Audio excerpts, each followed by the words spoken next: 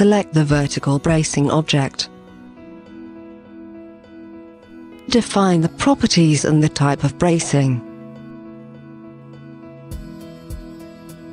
Choose the rod verification criterion and the type of intersection between diagonal rods.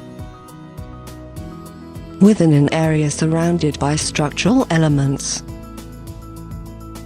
simply trace a segment between two vertical rods.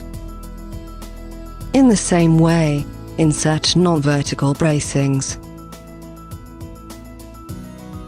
Select the bracing objects and generate the structural model. Reset the structural model to make your changes.